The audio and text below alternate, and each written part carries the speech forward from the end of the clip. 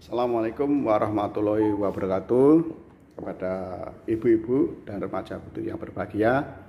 Pada kesempatan ini kami akan menyampaikan sebuah materi yaitu stunting. Apa itu stunting?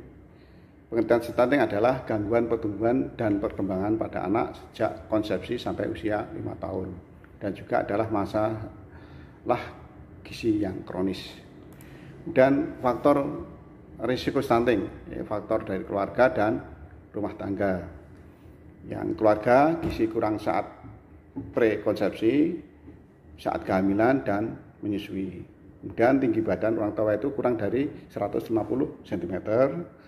Usia hamil ibunya itu masih remaja atau masih muda, dan jarak kehamilan bisa juga berdekatan. Dan faktor yang dari lingkungan rumah tangga itu adalah pendidikan orang tua yang rendah, sanitasi yang buruk, dan stimulasi aktivitas anak yang inadekuat, dan pendapatan ekonomi orang tua yang rendah.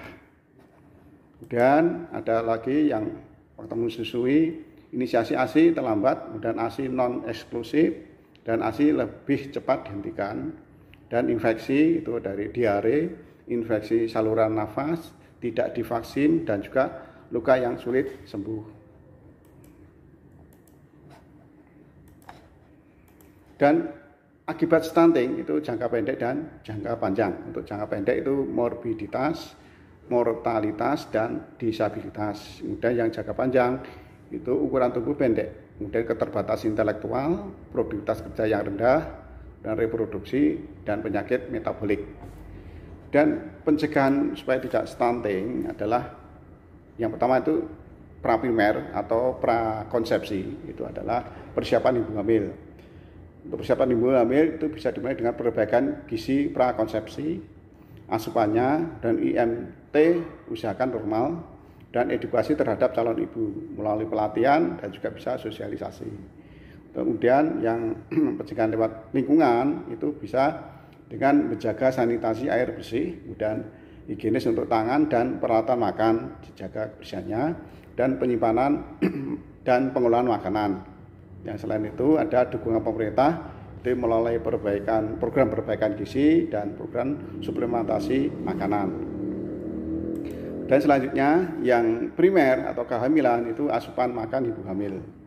Itu bisa mikronutrien, bisa mikronutrien, makro dan mikro, dan suplementasi dan edukasi. Misalnya adalah edukasi ibu hamil, itu bisa melalui kontrol berat badan yang selalu dikontrol, dan kontrol perkembangan janin untuk beratnya selalu juga dikontrol. Dan lingkungan itu sanitasi yang baik dan peralatan makan yang bersih. Untuk yang sekunder itu ya anak yang umur 0 bulan sampai 2 tahun itu melalui ASI, inisiasi ASI, inisiasi dini, dan ASI eksklusif, dan tidak terlalu cepat disape, dan MPASI, kualitas makanan itu hewani dan nabati sudah cukup, densitas energi tinggi dan rendah. Kemudian frekuensi pemberian makan itu juga harus diperhatikan, dan volume tiap makan itu juga diperhatikan sesuai dengan kebutuhan anak seusianya. Dan selanjutnya itu yang tersier, itu umur dari 2 tahun sampai 5 tahun, itu melalui asupan makan. Untuk masa bermain sering lupa makan, kemudian kualitas makanan utama, snack, dan aktivitas fisik tinggi, perlu energi juga yang tinggi.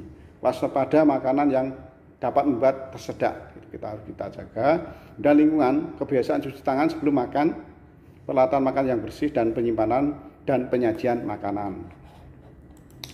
5 kunci keamanan makanan itu bisa. Saat pertama itu menjaga kebersihan tangan dan peralatan makan, yaitu. Dan selanjutnya adalah pisahkan makanan yang sudah dan yang belum dimasak. Yang selanjutnya memasak makanan yang baik, kemudian suhu makanan dimakan maksimal 2 jam setelah penyajian, dan gunakan air yang bersih dan masakan yang bersih dan aman. Itu yang terkait dengan stunting, dan dapat kami simpulkan. Stunting itu apa? Stunting adalah merupakan indikator kesehatan anak. Ya, terjadinya stunting menunjukkan adanya malnutrisi yang kronis. Hambatan pertumbuhan yang terjadi sejak konsepsi hingga usia 2 tahun mempengaruhi perkembangan otak. Itu yang bisa kami sampaikan terkait dengan stunting. Semoga ini bermanfaat bagi ibu-ibu dan remaja putri yang pada akhirnya nanti persiapan untuk generasi keturunan kita supaya tidak stunting. Makanya harus kita cegah, dan yang sudah terjadi kita usahakan untuk kita kelola sebaik mungkin. Terima kasih. Mohon maaf bila ada kesalahan. Assalamualaikum warahmatullahi wabarakatuh.